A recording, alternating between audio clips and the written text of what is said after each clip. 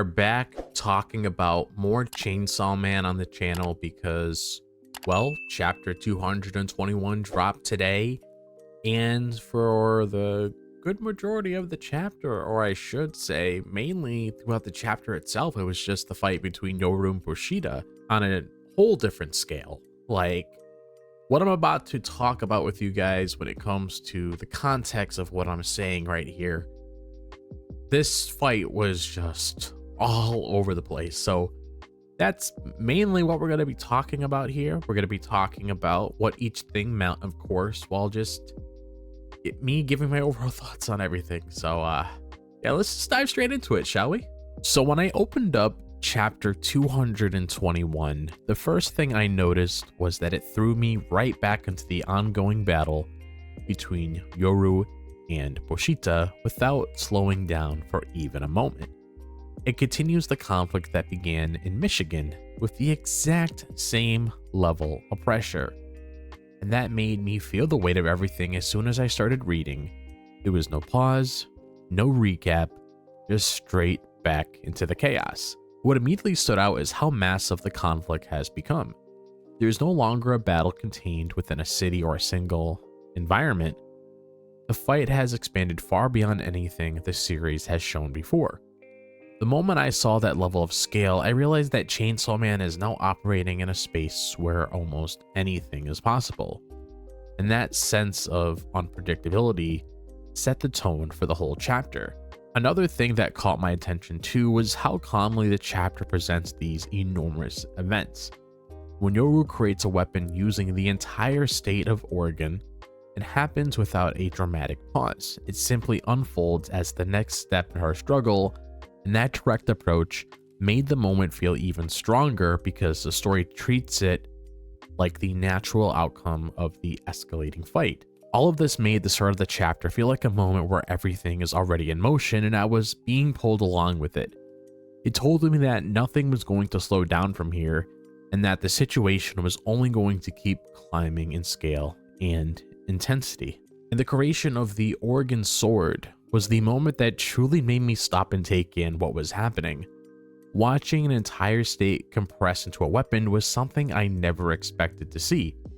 And when the people who were trapped inside the structure were pushed out and left drifting in the water, it showed me how little Yoru cared about the lives involved in her choice. They were simply part of the transformation. And the details on the weapon added even more weight to the moment.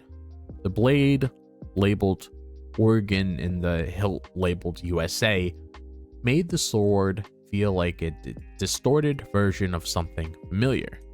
It reminded me that Yoru wasn't just making any weapon, she was reworking real places into tools for her own goals, and that added a grounded feeling to something that was already unbelievable. And when she used the Oregon sword to slice Pochita in half, it looked like the moment where she believed she finally gained control of the fight. The strike felt deliberate and confident. For a brief moment, I thought this attack might be the one that changed the flow of the battle. That moment disappeared the second Pochita restored himself. His recovery was immediate, and it made the Oregon sword feel like only a minor obstacle for him.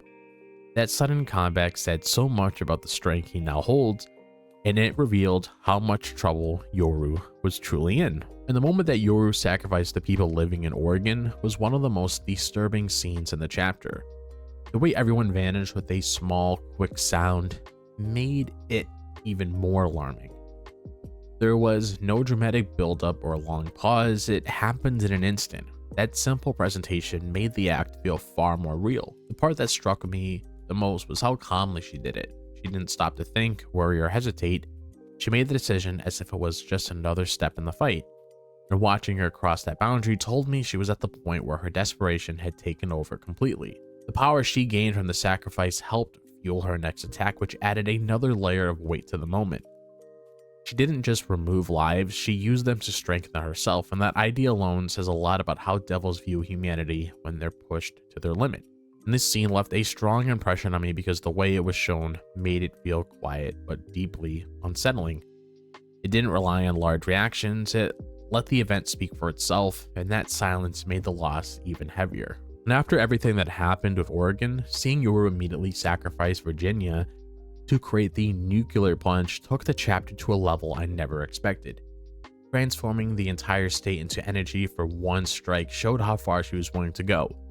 Calling it a nuclear punch matched the force behind the attack. This technique went beyond anything that she had done before. Turning a whole state into raw power showed a level of urgency that felt different from her earlier choices.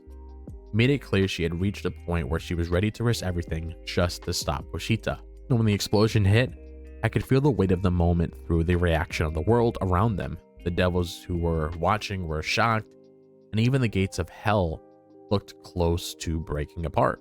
The environment reacting to the power made the attack feel even larger than the visuals themselves. Contrast between that destructive blast and the peaceful life unfolding in Japan below made the moment even stronger.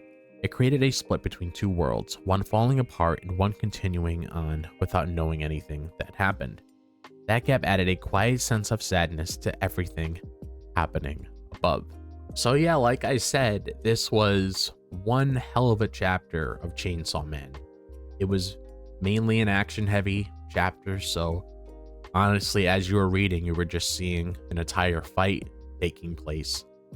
And the only thing I could really think of is like there's going to be a lot of power scalers out there that are going to really like this fight when they start power scaling Yoru and start talking about exactly how strong she is.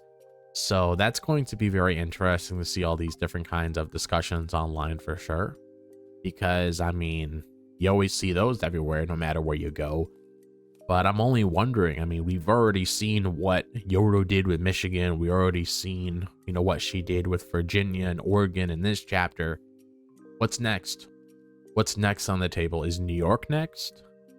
Is Washington next? Like, what's going on here? Like, what is her next move?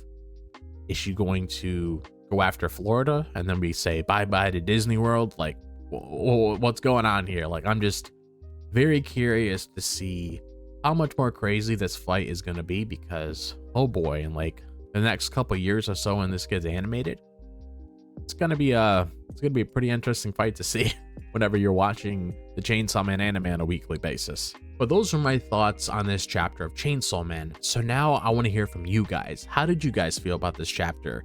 Did you like it? Did you dislike it?